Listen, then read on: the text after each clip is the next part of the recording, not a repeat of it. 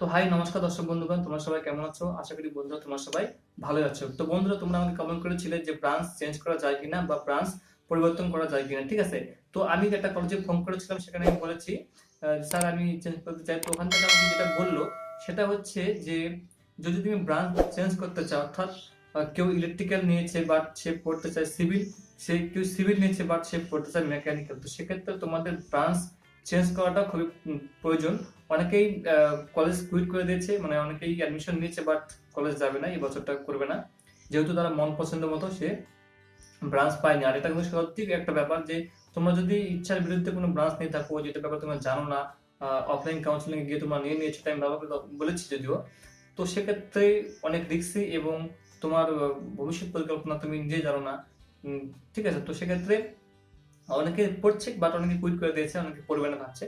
তো সেক্ষেত্রে আমি একটা কথা বলবো যে ব্রাঞ্চ ট্রান্সফার করা বা ব্রাঞ্চ চেঞ্জ করার সুযোগটা কিন্তু এই যে ফার্স্ট মানে ইয়ারে রেজিস্ট্রেশন চলবে, রেজিস্ট্রেশনের আগে কিন্তু তোমাদেরকে এই কাজটা করতে হবে। তো আমি তোমাদের একটা টিপস দিয়ে দিচ্ছি, তুমি যে কলেজে বর্তমানে এখন আছো, মানে গভর্নমেন্ট হোক বা প্রাইভেট হোক, সেখানে প্রিন্সিপাল বা স্টাফদের সাথে কথা বলো যে স্যার আমি ইলেকট্রিক্যাল নিয়েছি কিন্তু আমি মেকানিক্যাল নিয়ে পড়তে চাই, তো আমাকে কি করতে হবে?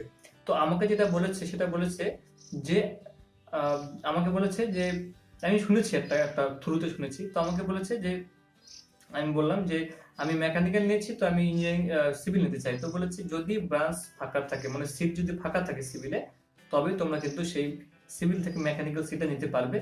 তার একটা প্রসেস আছে, কলেজে একটা ফর্ম ফিল আপ করতে হয়, বিভিন্ন কলেজে বিভিন্ন রকম প্রসেস রয়েছে, প্রাইভেট হতে একটু আলাদা, গভর্নমেন্ট একটু আলাদা থাকবে।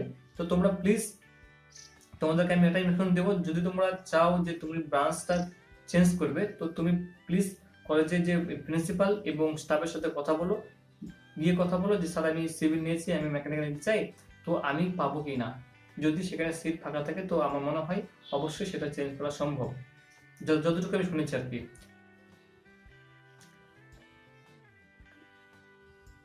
এখানে একটা কথা আছে যে মেকানিক্যালে যদি সিট ফাঁকা থাকে তাহলে তুমি সিভিলটা মেকানিক্যালে ট্রান্সফার করতে পারবে, ঠিক আছে? এমন না যে 50টা করে সিট রয়েছে সিভিল, মেকানিক্যাল, ইলেকট্রিক্যাল, তো তিনটাতে সিট ফুল, সেক্ষেত্রে তোমাদের কিন্তু যেটা নিয়েছো সেটাই করতে হবে অথবা কুইট করতে হবে। তো যদি দেখো মেকানিক্যালে 4-5টা সিট ফাঁকা রয়েছে, তো সেক্ষেত্রে তুমি ব্রাঞ্চটা চেঞ্জ করতে পারো, মানে এক্সচেঞ্জ করতে পারো।